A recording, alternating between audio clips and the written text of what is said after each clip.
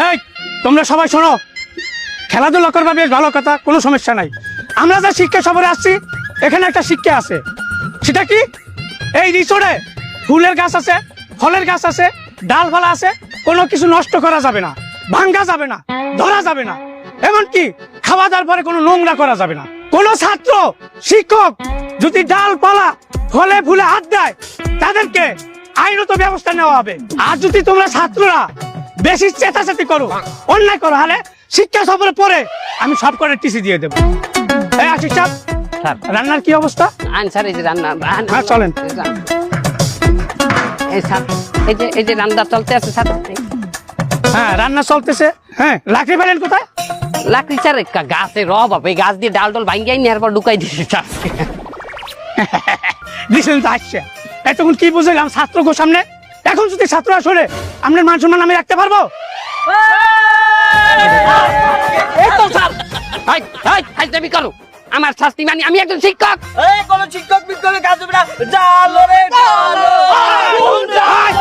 থামা থামা। দেখছেন আশিক সাহেব, ছাত্র আন্দোলন তো শুরু হয়ে গেছে, এখন তো আমার পতন হয়ে যাবে। আমার তো এই হেডমাস্টার পদ থাকবে না। আপনি যে কাজটি করছেন স্যার অন্যায় করছে, এর বিচার করতে হবে স্যার, তা নইলে আমরা আপনারা ছাড়বো না স্যার। এই সবাই চিল্লাইলে তো হবে না, তোমাদের মধ্যে সমান নায়ককে আমি আমার তুই কথা কর শালা, আমি তোকে সিনিয়র ভাই দেওয়া আছি, আমি একজন ছাত্র নেতা সমন্বয়ক আমি স্যার, আমারে বলেন তোমার দাবি কি বলো?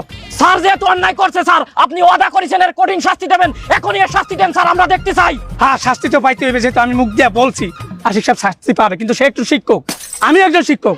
তাই তোমরা যাও, আমি সমাধানটা করতেছি। বুঝা গেছে? দেখছেন আশিক সাহেব, আন্দোলন তো কঠোর চাইতে কঠোর হয়ে যাইতে আছে, এক দফা দিয়ে দিছে। আশিক সাহেব, ওই যে দুইটা বাস আছে, ওই বাস নিয়ে পুরো মাঠে 3 বার চক্কর দিতে হবে। আরো বেশি মানে এইখানে এই দেশে কোন স্বজন প্রীতি হবে না, কোন স্বজন প্রীতির ঠাঁই নাই এই বাংলার মাটিতে। আর আপনি যদি স্বজন প্রীতি করেন স্যার, আপনার পতনের এক দফা দাবি নিয়ে আমরা রাস্তায় নামবো স্যার। আচ্ছা ঠিক আছে, মানতেছি 10 বার।